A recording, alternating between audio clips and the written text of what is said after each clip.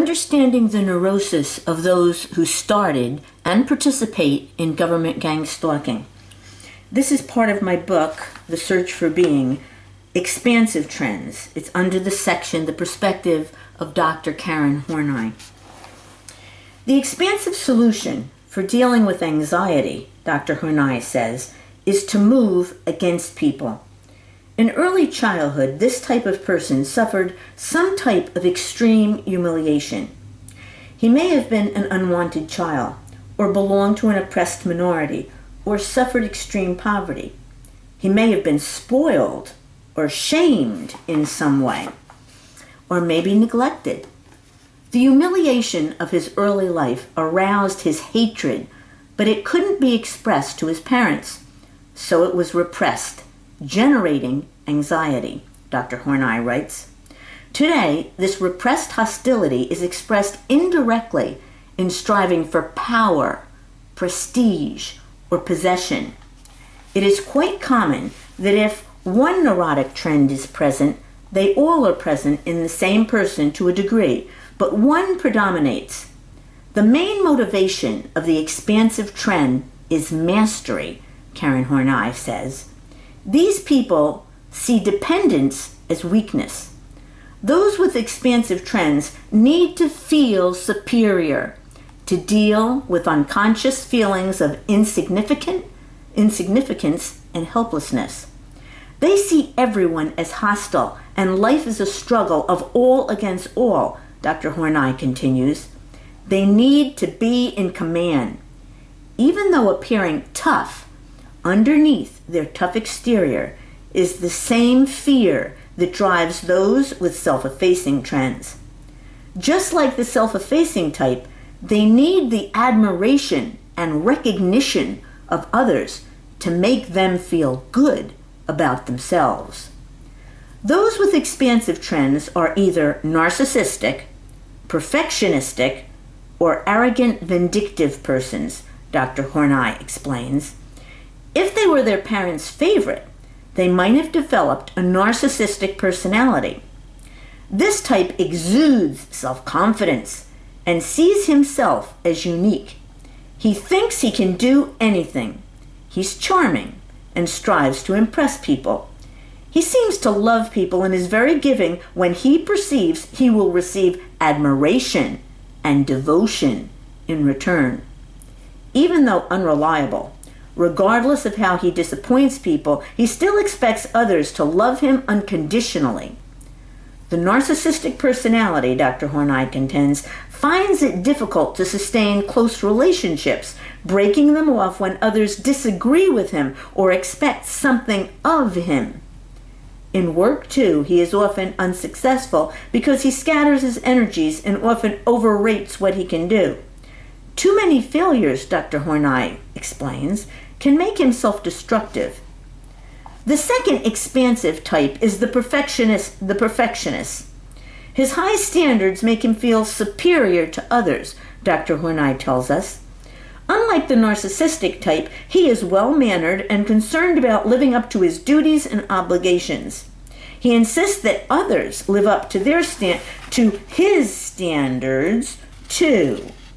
Because he is fair, he expects others, even life, to be fair to him. Hence, when bad things happen, his worldview crumbles and he despairs. Making mistakes can fill the perfectionistic person with self-hate. The last type who moves against people to allay his anxiety is the arrogant, vindictive type. His main objective, Dr. Horney explains, is vindictive triumph. He often goes into violent rages. Extremely competitive, he is driven to drag his rivals down. He sees everyone as dishonest and scheming. He takes pride in his intellect and tries to outsmart people. Rude and arrogant, this type demands others meet his needs, even though he ignores theirs. He enjoys intimidating people. He judges other people by his own standards and punishes them when they don't measure up. Sometimes the expansive type, whether narcissistic, perfectionistic, or vindictive, seeks prestige. Needing the admiration of others makes life a constant ordeal. He feels humiliated when admiration is not forthcoming, to fill the emptiness the lack of self-esteem creates. When the desire for prestige is dominant, there is a tendency to humiliate others, to vent his repressed hostility. Others with expansive trends strive to accumulate wealth or possession to rescue them from their feelings of helplessness, humiliation, and insignificance. They accumulate things or money to escape their fear of ever being poor, of ever needing to depend on others.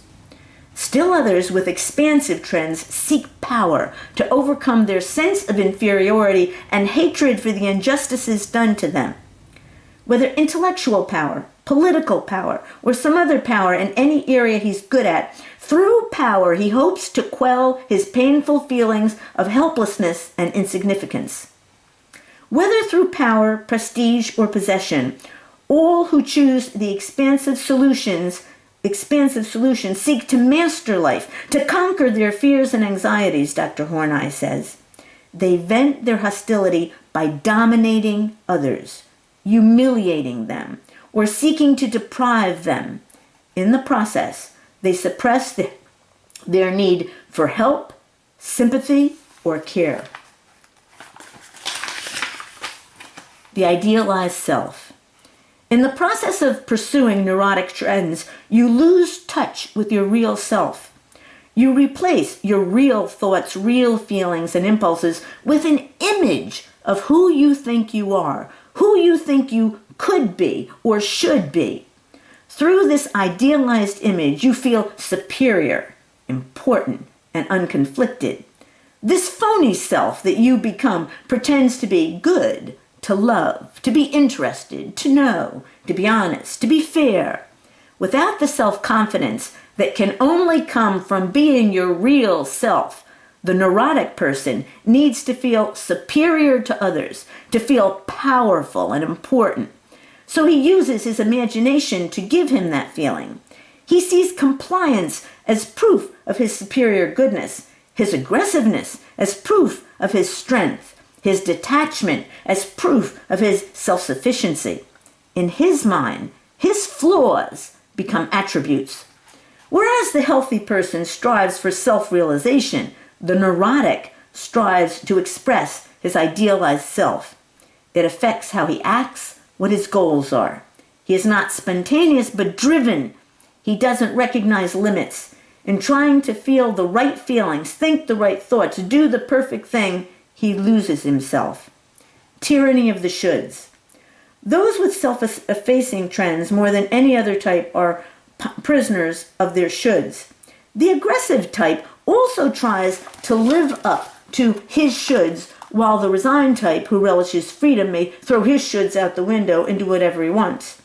Under the tyranny of your shoulds, you should always be patient. You should always be strong. You should be self-sufficient, etc. You begin to feel what you should feel instead of what you do feel, to want what you should want instead of what you really want, to think what you should think instead of what you really think, to do what you should do instead of what you want to do. Your behavior is no longer spontaneous, but driven by inner compulsion. Now you don't have to feel lost or inferior or divided. Now you play God and mold yourself into what you should be. You don't realize that no human being could attain the goals you set for yourself. Your rigid shoulds disregard the feelings of your real self. Through your shoulds, you try to achieve the perfection of your idealized image, always feeling at some level that you're a fraud. Neurotic pride. If you have a mental image of the idealized self you should be, the thing you feel ashamed of is your real self. The things that you're proud of are the things in your imagination that give you prestige. To feel good about yourself, to keep that idealized image up, you need the right car or the right house in the right neighborhood or the right mate with the right qualities. You spend an inordinate amount of time and energy to acquire possessions for their prestige value. You have to join the right club, always be seen in public with an escort, hide the fact that your brother is mentally handicapped. You're not proud of your real self with human difficulties and limitations. It would hurt your pride to let others know how much effort you put into things.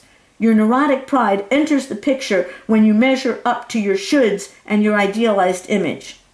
Karen Horney believes that this neurotic behavior shows an enormous reversal of values. The things that you're ashamed of may belong to your real self. The things that you're proud of may be the things that give you prestige. Whenever you feel ashamed or humiliated, ask yourself, what hurt your pride? Are you ashamed of what you really think, feel, or are? Self-hate and self-contempt. When self-idealization exists, you start to measure your real self by how well it conforms to the image in your mind of how you should be. When your real self falls short of your idealized image, self-hate and self-contempt will result. You might be successful at keeping out of awareness those parts of yourself you hate, but your real self has a way of popping up, embarrassing, disturbing that image of yourself you keep striving to create.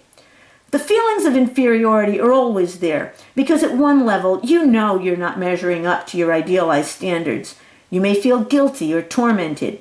Since self-hate is unconscious, it's only the feeling of guilt or torment or inferiority that you may be aware of. When you find yourself making a lot of demands on yourself, ask yourself if you're not trying to mold yourself into something you're not. Self-contempt is expressed in self-belittling or self-ridiculing, in not placing enough value on your work, your time, your opinions, your beliefs. Self-contempt can make the criticism or rejection of others intolerable. If you feel self-contempt, you're apt to allow others to abuse or exploit you. With no self-esteem, you become totally dependent on the evaluation of others. For those who feel self-contempt, according to Dr. Karen Horney, seeking the admiration, attention, regard, or love of others becomes a compulsive pursuit. Alienation from self.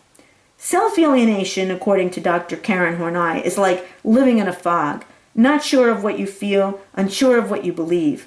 Lost is the spontaneity of your own true feelings. Alienation from the self results when you are unwilling to be yourself. The neurotic is a driven person, driven to comply, driven to attain vindictive triumph over others, driven to remain detached, driven to actualize a more perfect self, the idealized self. In the process, he loses his autonomy. He can't make decisions and take the consequences if they turn out wrong. He isn't really in his life, Dr. Horney believes. Pride governs his feelings. Awareness is the first step in self-change.